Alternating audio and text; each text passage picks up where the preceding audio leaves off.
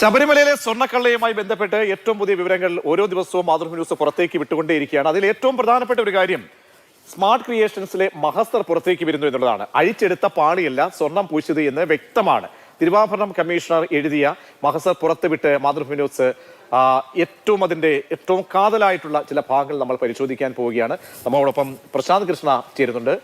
പ്രശാന്ത്, ഓരോ ദിവസവും നമ്മളെ സംബന്ധിച്ചോളം നമ്മൾക്ക് വളരെ ഒരു കർത്തവ്യം പോലെ, കാരണം ഇതിന്റെ ഒരു ഉള്ളുകളി എന്താണ്, അതിന്റെ നെല്ലും പതിരും വേർതിരിക്കുക എന്നുള്ള പരമപ്രധാനമായ ഉത്തരവാദിത്തത്തിലേക്ക് പോകുമ്പോൾ ഏറ്റവും പൊതുവായി നമുക്ക് വരുന്ന ഈ മഹസറിലെ വിവരങ്ങളാണ്. അത് 2019 അവിടെ നടന്നിട്ടുള്ള ഈ ഗൂഢാലോചനയിലേക്ക് വെളിച്ചം വീശുന്ന ഈ ഭാരം സംബന്ധിച്ച്, അതായത് സ്വർണ്ണപ്പാളിലെ ഭാരം സംബന്ധിച്ച് എന്തൊക്കെ അവ്യക്തതകൾ ഉണ്ടാകുന്നുണ്ട്?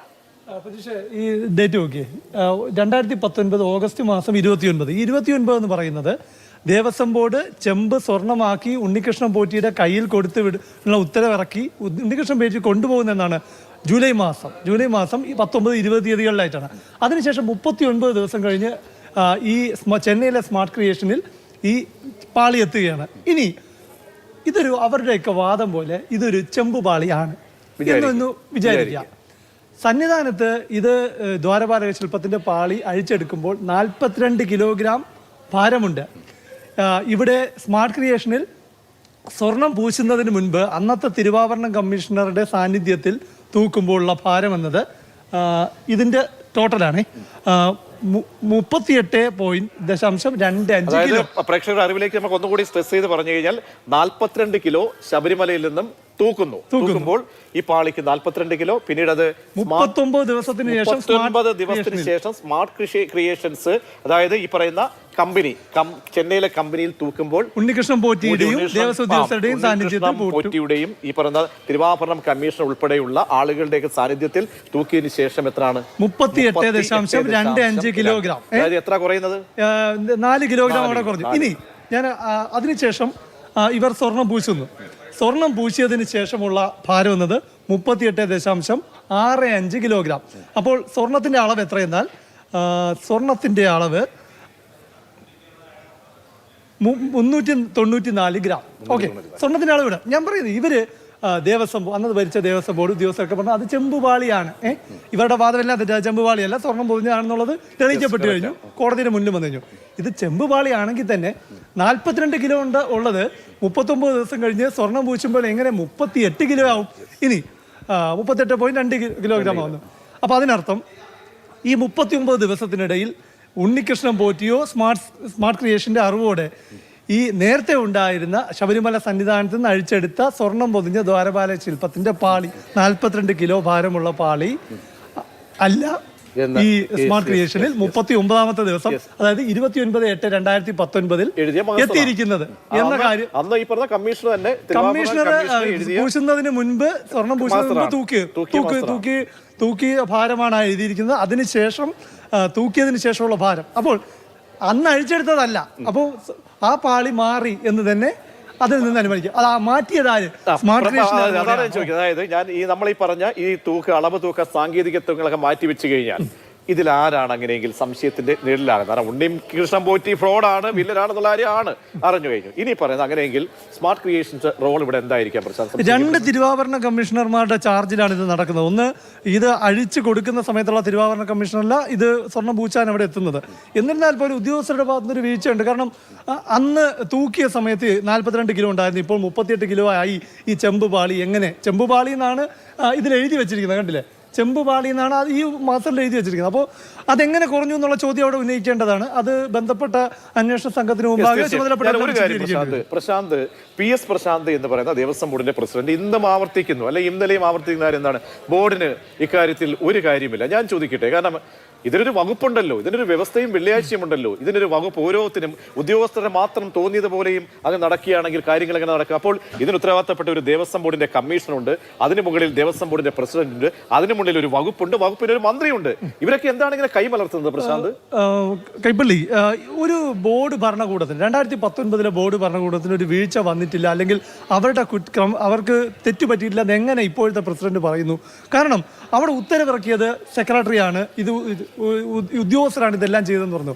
2019 ബോർഡ് ഭരിച്ച ബോർഡ് പ്രസിഡന്റ് എ പത്മകുമാറിന്റെ മകനാണ് യോഗദണ്ഡം അതുമായി ബന്ധപ്പെട്ടത് കൊടുക്കുന്നത്.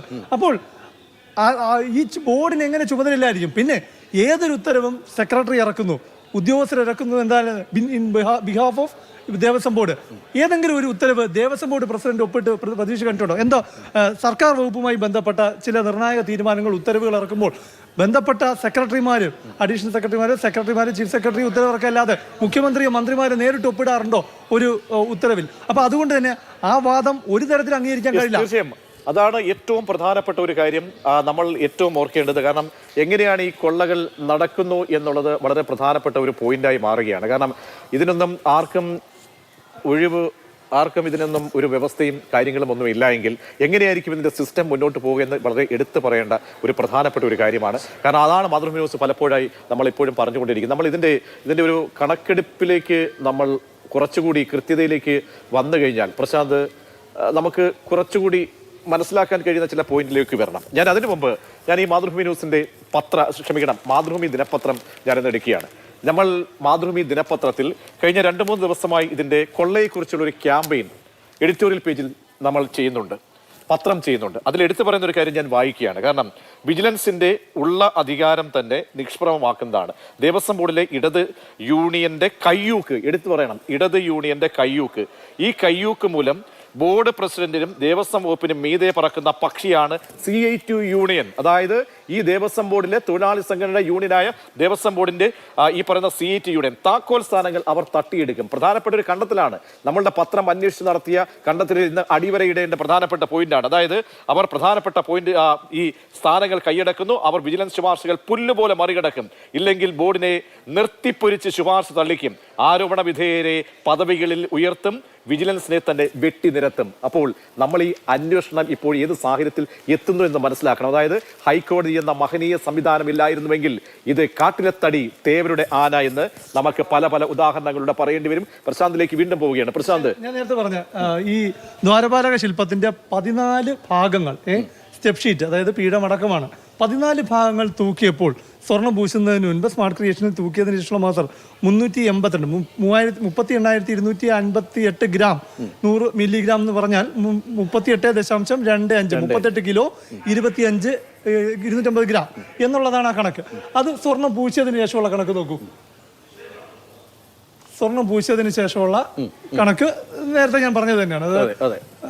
അപ്പോൾ ഏറ്റവും പ്രധാനം 42 കിലോ ഇത് സ്വർണ്ണം പൂശിയതിന് ശേഷം 38.65 കിലോ. അതായത് ചെമ്പാണെങ്കിൽ ഇനിയിപ്പോ ഞാനതാ പറയുന്നത്, അവരുടെ വാദം ചെമ്പ് പാളിയാണെങ്കിൽ അത് 42 കിലോ ആയിരുന്നു. എങ്ങനെ കുറഞ്ഞു കൊണ്ടുപോയത്? അങ്ങോട്ട് കൊണ്ടുപോകുമ്പോൾ ആവിയാവില്ലല്ലോ, ആവിയാകില്ല. കാരണം ഇത് കൊണ്ടുപോകുന്ന സമയത്ത് ഇത്രയും ഇന്നതാണ് രേഖപ്പെടുത്തി, ബാക്കി ഇത്രയും 4 കിലോ കുറയണമെങ്കിൽ ബാക്കി എങ്ങനെ ആവിയാവുമോ? അപ്പോൾ അത് സ്മാർട്ട് ക്രിയേഷനിലാണോ ഈ തട്ടിപ്പ് ഉണ്ണികൃഷ്ണൻ പോറ്റിയും അവരും ചേർന്ന് നടത്തിയത്?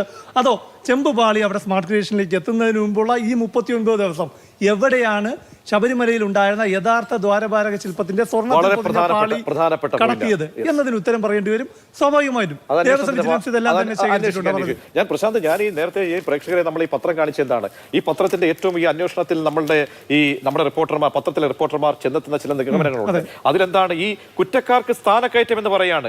ഈ പല വിജിലൻസ് അന്വേഷണം നേരിട്ടുള്ള ഉദ്യോഗസ്ഥരൊക്കെ എന്താണ് നിലയ്ക്കൽ ഒരു കാര്യം ഞാൻ വായിക്കാം. നിലയ്ക്കൽ വിഷയത്തിൽ പ്രതിസ്ഥാനത്ത് നിന്ന ജയപ്രകാശിന് അഡ്മിനിസ്ട്രേറ്റീവ് ഓഫീസ് സ്ഥാനത്ത് നിന്ന് ഡെപ്യൂട്ടി കമ്മീഷണറായും പിന്നെ കമ്മീഷണറായും സ്ഥാനക്കയറ്റം കിട്ടി. നിലയ്ക്കൽ വിഷയത്തിൽ അദ്ദേഹം അറസ്റ്റിലായിരുന്നു. ആലോചിക്കണം, എന്തെങ്കിലും സംഭവിക്കുമോ? ഈ വെള്ളാനകളെയും ഈ അമ്പലം വിഴുങ്ങികളെയും ഒക്കെ തന്നെ ഈ സിസ്റ്റത്തിൽ നിന്നും പൂർണ്ണമായും തുടച്ചു മാറ്റാൻ കഴിയുമെന്ന് ഇപ്പോഴത്തെ ഹൈക്കോടതി എടുക്കുന്ന ഇനിഷ്യേറ്റീവ് നടക്കുമോ? പ്രശാന്ത്, അത് പറഞ്ഞ് അവസാനിപ്പിക്കുക. സമ്പൂർണ്ണമായ ശുദ്ധികലശം ദേവസ്വം ബോർഡിൽ വേണമെന്നുള്ള കാര്യത്തിൽ തർക്കമില്ല. കാരണം മുൻകാലങ്ങളിലെല്ലാം ദേവസ്വം ബോർഡിൽ എങ്ങനെയൊക്കെയാണ് ആളുകൾ ജോലിക്ക് പ്രവേശിച്ചിരുന്നത്, അവിടെ ഉണ്ടായിരുന്ന അഴിമതി അടക്കമുള്ള എല്ലാ കാര്യങ്ങളും പൊതുജനത്തിന് വ്യക്തമായി അറിയാവുന്ന കാര്യമാണ്. പിന്നെ ദേവസ്വം റിക്രൂട്ട്മെന്റ് ബോർഡ് എന്നൊരു സംവിധാനം വന്നതിന് ശേഷമാണ് അവിടുത്തെ നിയമനത്തിൽ പോലും ഒരു രീതി വന്നത്. പക്ഷേ ഒരുപാട് കാലമായി അല്ലാതെ ദേവസ്വം ബോർഡിൽ കയറി പറ്റിയ ആളുകൾ ഇപ്പോഴും ആ പദവികളിലിരുന്ന് ഇമാതിരിയുള്ള കൊള്ളകൾ കാണിച്ചുകൊണ്ടിരിക്കുന്നുണ്ട്. ആ ശുദ്ധീകരണം വളരെ നേരത്തെ തുടങ്ങേണ്ടതുണ്ട്. അതിന്റെ സൂചന കൂടി തന്നെയാണ്. SITയുടെ പുതിയ ഡെവലപ്മെന്റ് കൂടി ഒന്ന് പറഞ്ഞ് അവസാനിപ്പിക്കാം. പ്രശാന്ത്, SITയുടെ എന്താണ് അടുത്ത നീക്കം എന്താണ്? SIT ഇന്നിപ്പോൾ ഞാൻ മനസ്സിലാക്കുന്നത് അവർ ഇന്ന് ഉടൻ തന്നെ FIR ഇടും, കേസ് രജിസ്റ്റർ ചെയ്ത് FIR ഇടും. ക്രൈംബ്രാഞ്ച് ആസ്ഥാനത്താണ് കേസ് രജിസ്റ്റർ ചെയ്യുന്നത്. അപ്പോൾ അതിൽ ഇന്നലെ തന്നെ ഉത്തരവ് പുറത്തു വന്നപ്പോൾ അതിൽ ചില ഈ മാസ്റ്റർ പേരിലുണ്ടായിരുന്ന പലരുടെയും പേരുകളുണ്ട്, തന്ത്രി അടക്കമുള്ളവരുടെ പേരുണ്ട്. അപ്പോൾ ആരെയൊക്കെ പ്രതിയാക്കണം എന്നാണ്. ഇപ്പോൾ ഉണ്ണികൃഷ്ണൻ പോറ്റി ഒന്നാം പ്രതിയാണെങ്കിലും 1, 2, 3, 4 പ്രതികൾ വേറെയുണ്ട്. അപ്പോൾ അതിലാരെയൊക്കെ ഈ കേസിന്റെ ഇൻവോൾവ്മെന്റ് അനുസരിച്ചുള്ള അത് നോക്കിയായിരിക്കും ആദ്യഘട്ടത്തിൽ പ്രതി ചേർക്കുക. അതിനുശേഷമായിരിക്കും മറ്റ് അന്വേഷണ നടപടികളിലേക്ക് സംഘം കടക്കുക. തീർച്ചയായും. അതായത് ഒന്നേ പറയാനുള്ളൂ, ഈ പറയുന്ന ഉപ്പ് തിന്നവർ എല്ലാം വെള്ളം കുടിക്കണം. കൈകളിൽ കറ വീണത് ഉണ്ണികൃഷ്ണൻ പോറ്റിക്കോ മുരാരി ബാബുവിനോ മാത്രമല്ല, ഒരുപാട് പേരുണ്ട്. ഗ്യാലറികളിൽ ഇരുന്ന് കളി കാണുന്ന പലരും ഇതിന്റെ വഴിയെ സഞ്ചരിച്ചേക്കാം എന്നതിന്റെ തെളിവുകളാണ് ഓരോ ദിവസവും മാതൃഭൂമി ന്യൂസ് പുറത്തേക്ക് വിടുന്നത്.